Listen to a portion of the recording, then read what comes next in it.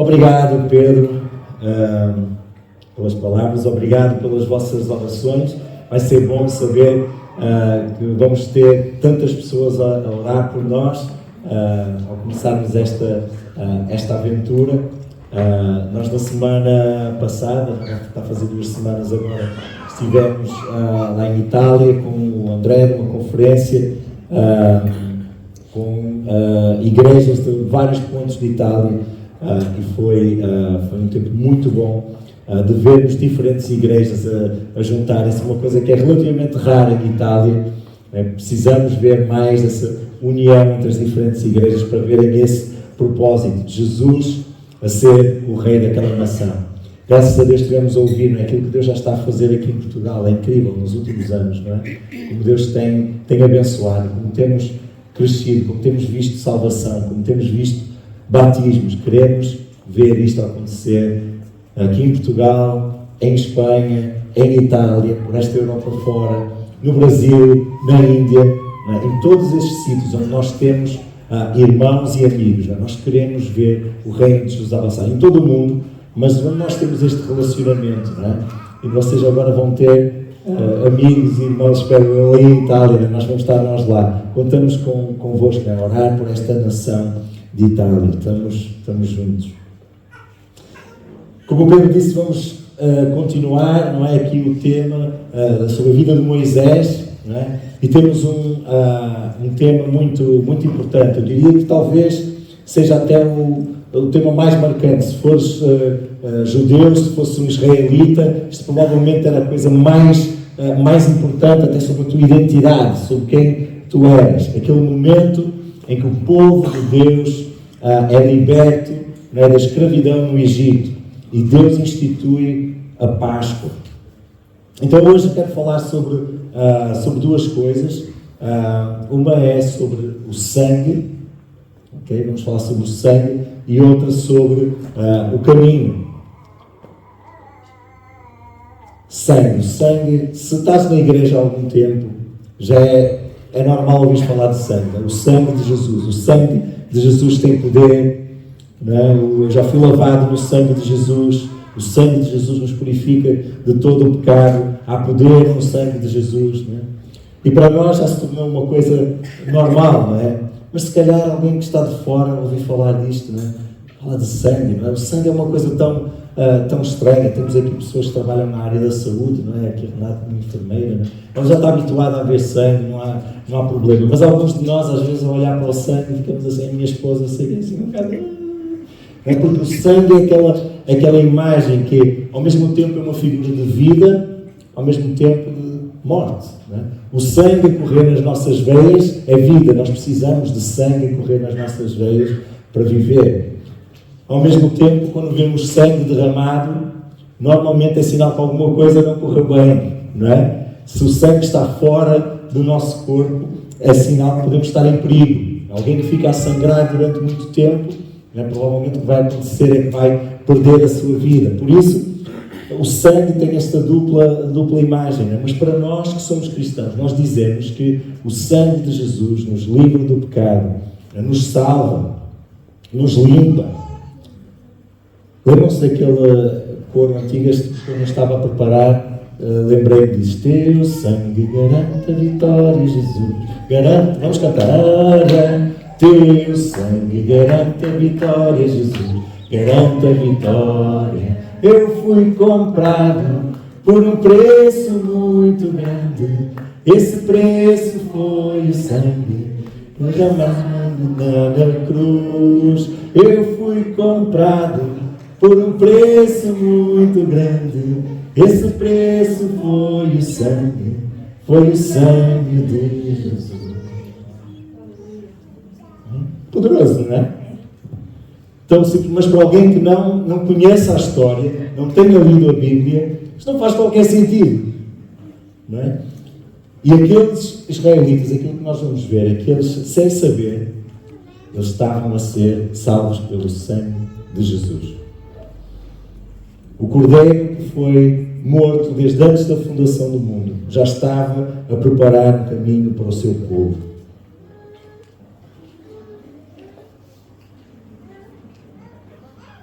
apesar de parecer um bocado estranho, não é? Estarmos a falar sobre sangue e sacrifícios, temos que lembrar, a Bíblia foi escrita na Antiguidade, não é? Isto era uma coisa que, apesar de para nós ser mais estranho, para eles fazia muito mais sentido, eles muito mais intuitivamente iriam perceber o que é que estava a ser dito, o que é que estava a ser feito quando se falava do derramar de sangue.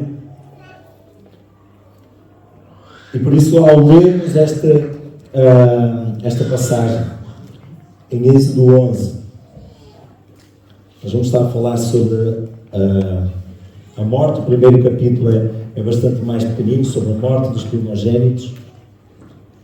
Mas depois nós vamos começar a falar sobre o sangue. E vamos tentar lembrar daquilo que eu disse, todo o simbolismo do sangue. Simboliza vida e morte ao mesmo tempo. Que é algo que purifica, que é algo que salva, que é algo que protege.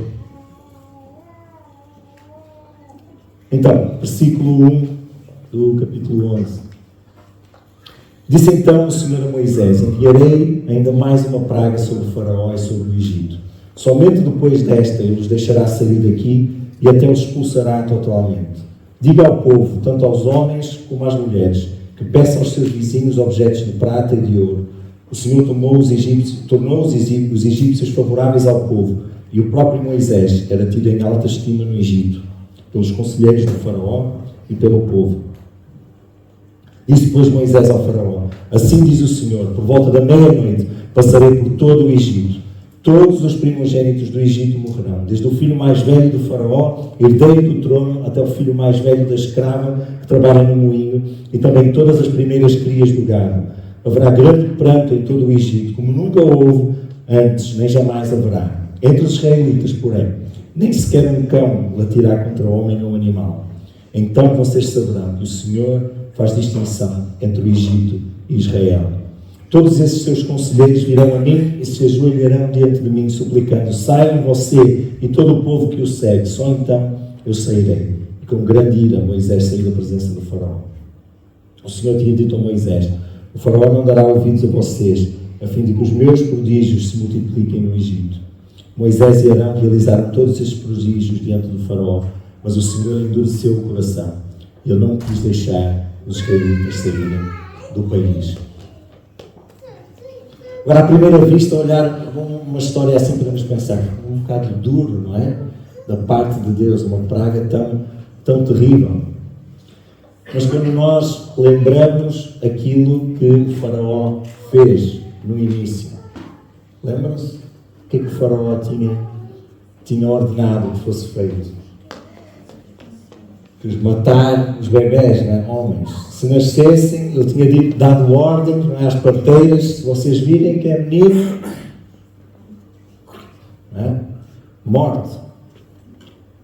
Aquilo que Deus está a fazer, Ele está a dizer ao Faraó: olha, as tuas ações têm consequências.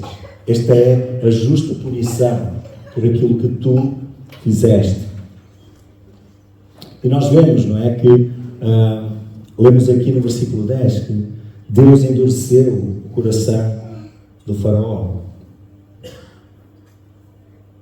Mas até aqui era o Faraó que tinha estado a endurecer o seu próprio coração.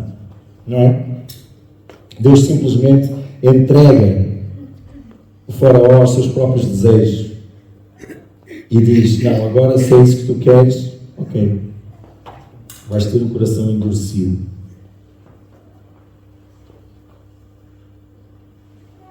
Mas vamos continuar e vamos ler agora o capítulo 12,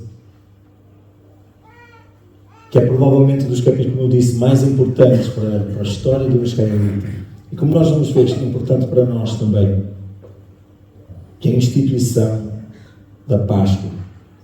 É aquilo que Deus vai fazer em favor do seu povo, para que eles sejam libertos e estejam protegidos daquela praga que vai cair sobre o Egito. É um capítulo um bocadinho longo.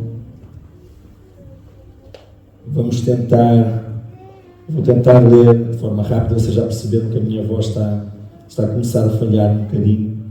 Vamos abrir essa passagem e vamos juntos saltar pelas partes mais importantes, para ficarmos com uma ideia geral daquilo que está a acontecer. O Senhor disse a Moisés e a Arão no Egito: este deverá ser o primeiro mês do ano para vocês. Digam a toda a comunidade de Israel que no 10º dia deste mês todo homem deverá separar um cordeiro ou cabrito para a sua família, um para cada casa. Se uma família for pequena demais para um animal inteiro, deve dividi-lo com o seu vizinho mais próximo, conforme o número de pessoas, conforme cada um puder comer. Deus está a dizer: ok, vamos começar de novo. Até o vosso calendário vai começar agora, neste mês. Há qualquer coisa de novo que eu estou a fazer e vocês vão relembrar isto até pelo vosso calendário. Este deverá ser o primeiro mês do ano para vocês. E o que é que vocês têm que fazer? Têm que pegar um animal, separar um cordeiro ou um cabrito. E este animal, nós vemos no versículo 5, o animal escolhido será macho de um ano, sem defeito. Pode ser cordeiro ou cabrito. Versículo 7, nós passem então um pouco de sangue nas laterais e nas vigas superiores das portas das casas, nas quais vocês comerão o animal. Naquela mesma noite, comerão a carne assada no fogo, com ervas amargas e pão sem fermento. Versículo 11, ao comerem, estejam prontos para sair, cinto no lugar, sandálias nos pés, cajado na mão. Comam apressadamente. Esta é a Páscoa do Senhor. Naquela mesma noite passarei pelo Egito e matarei todos os primogênitos, tanto dos homens como dos animais. Executarei juízo sobre todos os deuses do Egito. Eu sou o Senhor. Aqui neste versículo 12 vemos também, não é? Como Deus está a executar juízo sobre os deuses do Egito, os principados e potestades que estavam por trás de todas estas coisas. Deus estava nesta noite a demonstrar que Ele é o Senhor.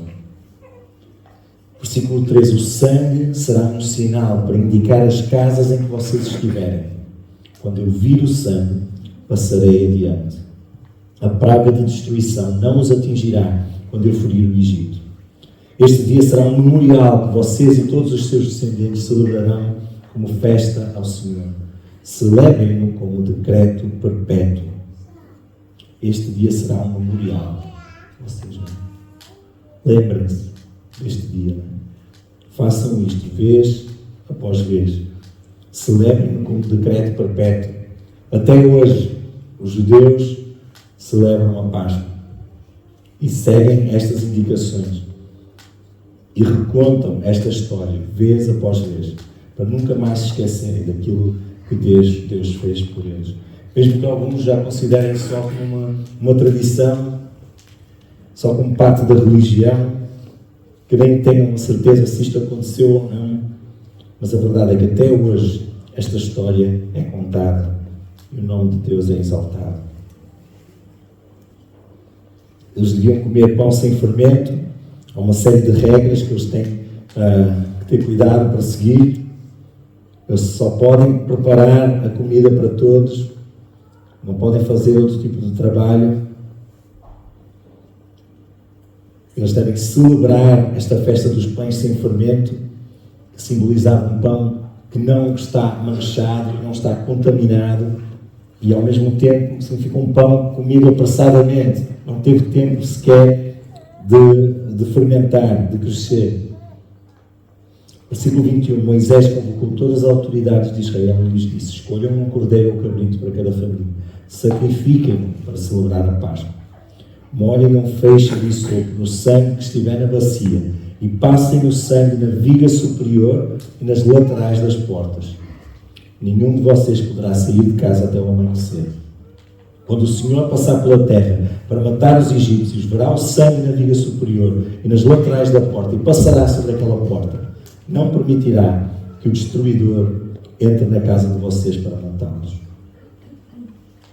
Obedeçam essas instruções como decreto perpétuo para vocês e os seus descendentes. Quando entrarem na terra que o Senhor prometeu dar a vocês, celebrem essa cerimónia. Quando perguntarem aos seus filhos o que significa esta cerimónia, respondam-lhes: é o sacrifício da Páscoa ao Senhor. Passou sobre as casas dos israelitas no Egito, poupou nossas casas quando matou os egípcios. Então o povo curvou-se em adoração.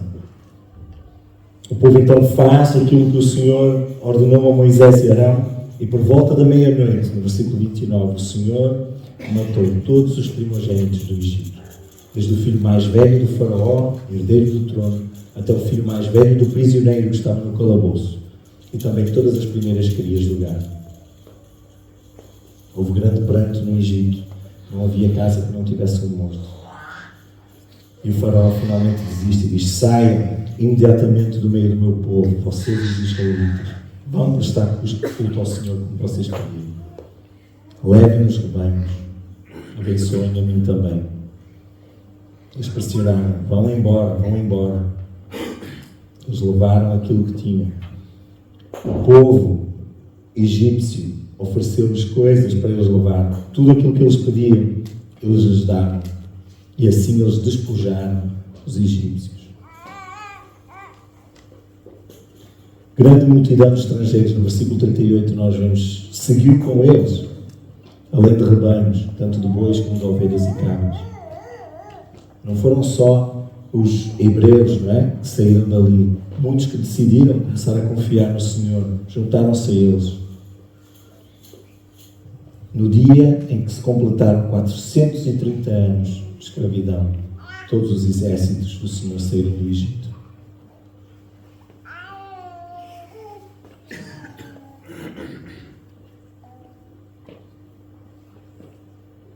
Toda a comunidade de Israel terá que celebrar a Páscoa.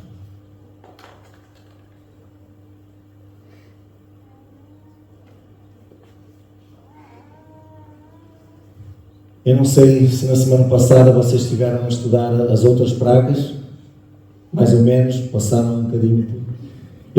Quando era mais miúdo, achava interessante, uma coisa que nos livros das histórias bíblicas aparecem muitas vezes as diferentes pragas. Eu gostava de ver, né, os piolhos, como é que teria sido, e as rãs, não é, os assaltarem por todo lado, no meio da comida deles. É sempre uma altura que parece muita ação, não é? Muita coisa a acontecer. Toda a história aqui está-se a desenrolar, né, do livro de Êxodo de uma forma muito, muito rápida, e de repente parece que Deus pausa tudo e vem trazer um ensinamento. Parece que Ele está a dizer: atenção, agora parem e ouçam, porque isto é importante. Ele dá uma série de instruções muito detalhadas, não é? Mas até saltamos algumas coisas à frente para ser um bocadinho mais rápido.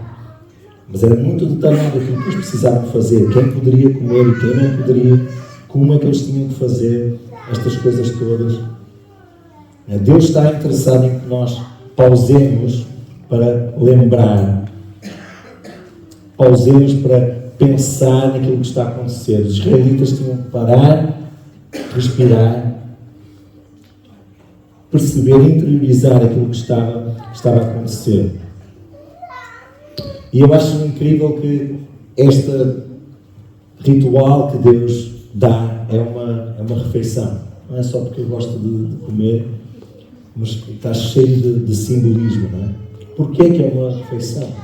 Já falei, acho que disso algumas outras vezes, porque é uma coisa multissensorial. Não é uma coisa que estás só a fazer com a tua mente, não estás só a receber informação, mas tu estás a cheirar a comida, tu estás a tocar nas coisas, tu estás a ter que levar as coisas à tua boca e tu estás a provar, estás a sentir os cheiros, estás a ouvir os sons enquanto estás a mastigar. Imaginem aquele povo, não é, a fazer todas estas coisas, aquele entusiasmo. Nós estamos prestes a ser libertos. Se calhar um bocadinho eles confiavam em Deus, estavam a seguir aqueles passos, mas sentem-se, estamos prestes a ser finalmente libertos. Imaginem, não é, o entusiasmo que se sentia no ar, com um pouco de trepidação. Mas especialmente eu acredito que é uma forma que Deus nos demonstra como nós podemos participar naquilo que Deus está a fazer. De uma forma humilde, de uma forma simples, de uma forma que reconhece a nossa própria necessidade dele, nós estamos a tomar parte. Nós precisamos de comida para sobreviver, precisamos de algo externo a nós para nos manter vivos. Mas ao mesmo tempo temos que comer, não é? Alguém, se ficar aqui deitado à espera com a boca aberta que a comida caia, não é? Posso ter sorte de alguém achar piada e atirar qualquer coisa que se come. Mas há um ato deliberado, não é? De comer. Pegar, esticar a mão, colocar na boca, comer. Ao mesmo tempo, estamos perfeitamente conscientes que não é a nossa própria força, não é a nossa própria energia que está a ser gerada em nós, é algo externo a nós, mas ao mesmo tempo nós estamos a participar naquilo que está a acontecer. Estás a ser intencional, tu estás de certa forma a tomar parte na redenção que Deus está a trazer. Eu acho que é um pouco isto que aqueles israelitas estavam a sentir, eles estavam a ser chamados para participar de uma forma muito prática naquilo que Deus estava a fazer. E mais do que isso, isto era algo para repetir, como nós vimos, não é? Não se esqueçam, voltem a fazer anualmente, para que cada geração soubesse que fazia parte da história. Se isto fosse algo só para aqueles que estavam lá, para aquela geração, eles se calhar dizem, isto é para os nossos pais, para os nossos avós. Se calhar muitas vezes podemos sentir isso, a nossa fé que nós temos se calhar é a fé dos meus pais, dos meus avós. Eu estou aqui e é bom estar aqui, mas eu estou aqui porque os meus pais vinham, os meus avós vinham, pronto, cresci aqui.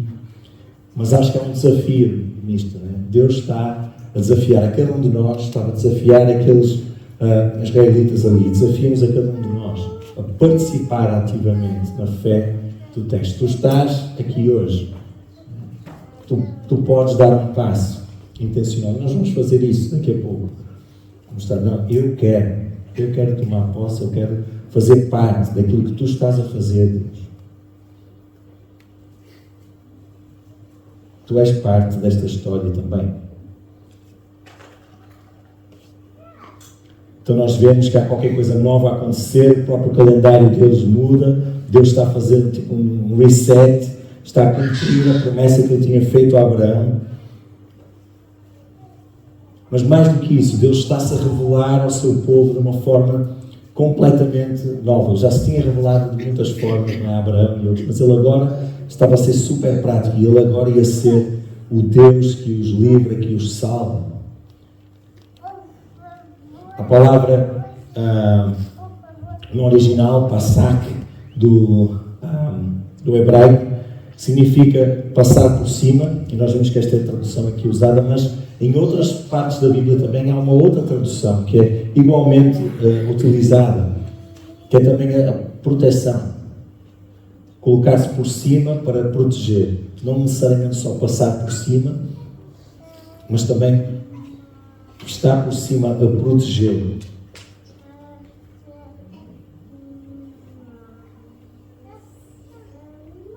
Deus está a proteger o seu povo aqui. Ele não está simplesmente a passar por cima. É verdade que a palavra também significa isso e podemos pensar, ok, Deus simplesmente está a deixar que o seu juízo passe por cima deles e a deixá-los ali sozinhos. Mas ao mesmo tempo, e eu acho que vemos isso também no facto de haver sangue nas ombreiras da porta, Deus está a protegê-los de uma forma especial. Aquele sangue está a cobrir aquelas casas e eles estão protegidos ali. Então aquele castigo que os egípcios recebem, como eu disse, é o salário daqueles que eles tinham feito também para com os hebreus. E nós vemos, no fundo, que isto é a história de toda a humanidade. Se nós olharmos para aquilo que acontece aqui, nós vemos que isto é quase uma sombra, uma imagem. Isto é um facto histórico, aconteceu mesmo. Mas, ao mesmo tempo, é algo que revela de forma incrível aquilo que é a jornada da humanidade aqui neste mundo. Os hebreus estavam ali escravos, não é? Debaixo do faraó e dos deuses do Egito.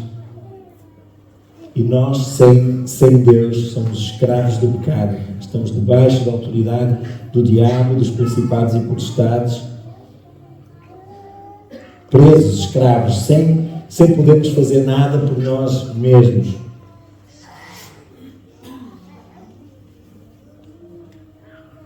E Deus faz qualquer coisa ali, que é ao mesmo tempo físico, real, e ao mesmo tempo simbólico daquilo que viria a acontecer.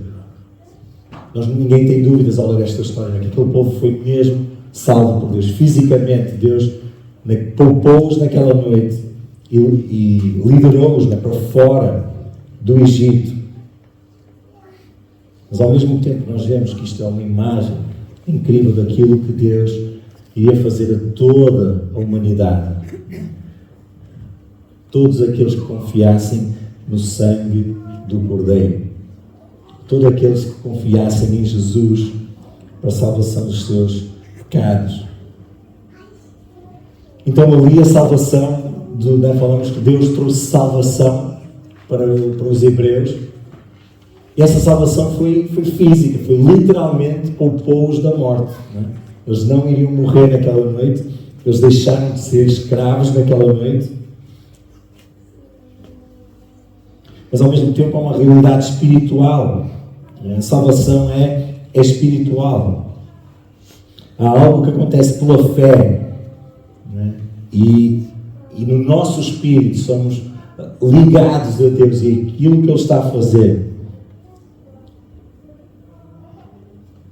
E às vezes acho que para nós pode ser um bocadinho... Nós temos a tendência, se calhar no Ocidente e mais recentemente, de pensar na salvação desta forma um bocado preto e branco. Não é? Ou é salvação física, ou é um bocadinho salvação espiritual, uma coisa mais intelectual. Não é? Estamos a pensar na nossa salvação como, ok, eu sou salvo, acredito em Jesus, eu agora vou para o céu porque acredito em Jesus, então a minha alma está salva. Sabe, para os antigos a coisa era um bocadinho mais complexa, tinha mais nuances do que isso. Quando alguém falava, quando Jesus diz qualquer coisa como salvação chegou a esta casa, ou quando vemos na Bíblia que alguém foi salvo, muitas vezes quer dizer as duas coisas. Quer dizer que há vida real que está a chegar ali, há salvação, há cura real, vidas estão a ser literalmente salvas da morte. E ao mesmo tempo, há destinos eternos que estão a ser mudados. As duas coisas estão a acontecer, as duas coisas estão ligadas. Quando o Espírito vem, Ele nos capacita para pregar boas novas aos oprimidos, para proclamar que o Reino chegou. Nós somos chamados para amar, para dar, para partilhar, para pregar o Evangelho, palavra e poder, ação. Relembrar o passado, relembrar as coisas que Deus, das formas como Deus nos salvou, mesmo fisicamente, para apontar para a salvação espiritual, que é aquela em que nós queremos também. A realidade física e espiritual são uma só. Nós não somos um corpo que tem, uma alma que tem um corpo. Nós somos um ser único, não é? Criado por Deus desta forma, e que um dia vamos ter corpos gloriosos. Se o nosso corpo não contasse para nada, não é? Para que é que Deus iria ressuscitar os nossos corpos no último dia? Deus quer continuar a salvar-nos fisicamente, a salvar-nos espiritualmente.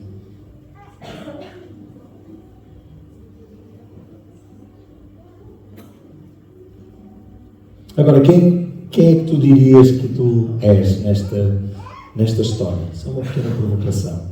Nós lemos estas histórias, não é? Pensamos, nós identificamos com o povo de Israel, não é? O povo de Deus.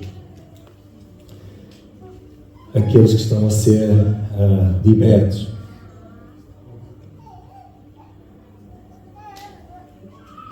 Na humanidade nós vemos aqui, no mundo nós vemos pessoas que se encaixariam em vários personagens aqui, não é? Se calhar temos muitos faraós neste mundo, não é? Pessoas que estão a liderar os destinos das nações e que não estão preocupados com a vida humana, não estão preocupados em fazer a vontade de Deus. Mas nós mesmos às vezes, se estivermos a ser egoístas, se estivermos a tratar o nosso irmão, se estivermos a tratar o estrangeiro de uma forma que não honra a Deus. Estamos a ser mais como o faraó do que como o povo de Deus.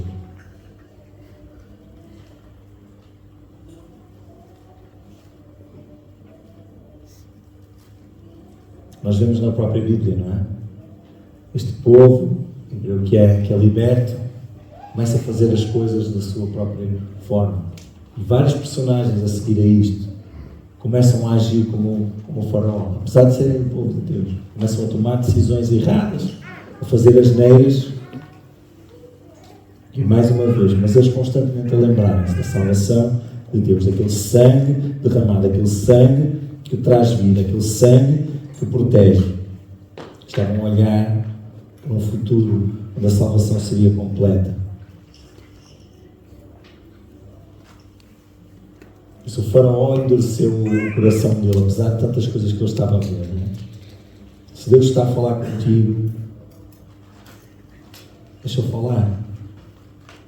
Ouve, submete-te àquilo que Deus está a dizer. Não sejas como o faraó.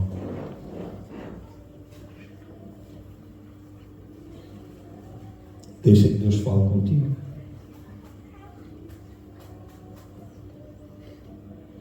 Jesus é o nosso Cordeiro perfeito.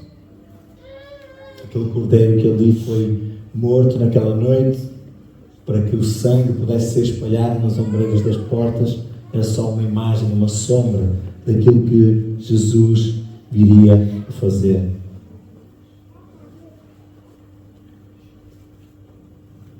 Lembram-se da história daqueles dois discípulos que depois de verem Jesus morrer, estavam a sair de Jerusalém e iam a caminho de Emaús. A Bíblia diz que eles estavam no caminho a conversar, não é, sobre aquilo que tinha acontecido, e enquanto eles estavam a conversar, Jesus aproximou-se deles e começa a caminhar com eles. Os olhos deles não estavam abertos, eles não estavam a perceber ainda quem ele era. E Jesus, como quem não quer a coisa, pergunta: então, o que vocês estão a discutir? E eles estavam tristes, não é? E você não sabe, é a única pessoa em Jerusalém que não sabe o que é que se passa aqui. Que coisas, não é? Eles dizem: o nosso mestre, Jesus de Nazaré, profeta, poderoso em palavras e obras. Deus, ele morreu, foi crucificado, já se passaram 3 dias. Era ele que ia trazer redenção a Israel. Algumas mulheres até nos pregaram um susto hoje, disseram que foram até ao sepulcro e que ele estava vivo. Alguns companheiros nossos foram lá e encontraram aquilo vazio, como as mulheres disseram, mas não, as mulheres tinham dito, mas não viram. Jesus diz: como vocês demoram a perceber, não é? Como vocês demoram a perceber aquilo que os profetas ensinaram. Será que não era isto que devia acontecer? Será que não era isto que devia acontecer ao Cristo? Depois diz que ele começou a explicar, não é? Por Moisés, passando por Moisés e todos os profetas, explicou-lhes o que constava a respeito dele em todas as Escrituras. Eu imagino que Jesus falou da Páscoa, naquilo que Moisés tinha instituído. Isto tinha que acontecer. Será que vocês não veem? A Páscoa tinha tudo a ver com isto. Eles depois dizem: olha, fica connosco aqui, não vais já embora, fica aqui connosco. Ele fez de conta que ia embora, não é? Mas quando estava à mesa depois com eles, acabou por ficar. Ele diz que ele partiu o pão, deu graças, partiu, deu a eles, não é? E de repente os olhos deles foram abertos e eles reconheceram. Será que o nosso coração não estava a queimar quando Ele nos expunha as Escrituras? Jesus revelou-se como aquele cordeiro que foi morto, aquele sangue que foi derramado, aquele sangue que significa que Ele foi morto, mas aquele sangue que traz vida, que traz proteção, que muda o destino, que faz o reset de todas as coisas. Era o sangue dele. Que era o sangue dele. Jesus explicou tudo a partir de Moisés. E isto acho que é um bom princípio para nós também. Pegarmos em histórias como estas, não é? que contam um pouco, falam um pouco da condição humana, como todos nós somos assim. E explicar como Jesus é a resposta para isso. Esta salvação que vem é através de Jesus. Porquê que é tão importante estarmos a estudar o Êxodo, estudar a vida de Moisés? Porquê? Porque Jesus é o novo Moisés. Jesus é o maior Moisés. Jesus é aquele que Moisés disse: um dia virá um profeta maior do que ele. Ouçam o que ele tem para dizer. É Jesus. Jesus é a resposta para isso. E não é por acaso que Jesus vai buscar os dois principais mandamentos que Jesus dá, coisas que os discípulos dele, que os seus seguidores têm que fazer. Jesus tira diretamente do Êxodo. Quais são? Duas coisas que Jesus pede aos seus discípulos para fazer. Uma é a Santa Ceia, não é? Jesus até repete, quase que ecoa as mesmas palavras: façam isto em memória de mim, como memorial. Façam isto para lembrar. Ele está-se a associar completamente a esse ritual, não é, da Páscoa. Dizer: eu sou, não é? Comam, esta é a minha carne, comam de mim. Não é? Este é o meu sangue, bebam. Este é o meu sangue que liberta. E depois nós provavelmente vamos ver mais à frente, não é, em outras histórias, qual é a segunda coisa. Temos que passar pelas águas, não é? O batismo. Não é? Aquele povo vai ser batizado ao passar pelo mar vermelho, vai atravessar as águas e sair do outro lado. Jesus está claramente a associar-se a dizer: eu sou o Êxodo realizado. Aquilo que foi o Êxodo era uma imagem, uma sombra.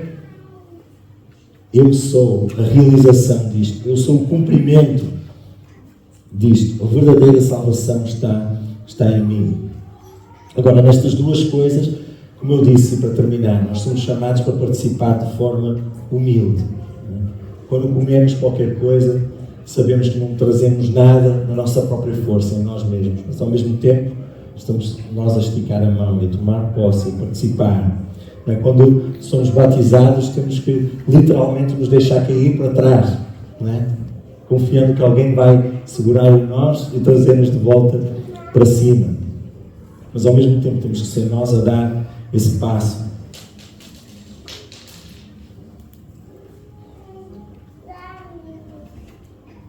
Nós agora vamos tomar a Santa Ceia, não é? E chama-se Santa Ceia por motivo, é uma coisa santa mesmo. Não é só um ritual, é uma participação. Jesus morreu para que nós pudéssemos fazer parte desta história incrível.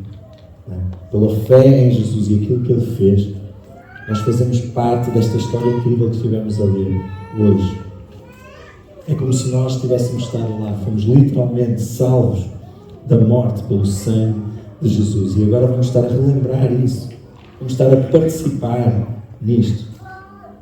E eu gostava de nos encorajar a tomarmos a Santa Ceia esta noite, para terminarmos esta reunião, e pedir que os nossos olhos sejam abertos, assim como os olhos daqueles discípulos foram abertos naquele momento e viram Jesus como Ele era, o Cordeiro da Páscoa, que morreu para que nós pudéssemos ser salvos. Isto é um caminho. Assim como aqueles discípulos estavam neste caminho, este fim de semana havia algumas pessoas a fazerem o caminho para Fátima, as peregrinações. Dá-me pena, não é? É um caminho que eles vão e voltam. Se calhar para o ano têm que fazer outra vez, estão constantemente nisto. Jesus nos traz neste caminho. Ele é o caminho. Ele leva-nos da escravidão para a vida. Continuamos a caminhar nele, mas é sempre o mesmo caminho. Não andamos para a frente e para trás, a repetir as mesmas coisas.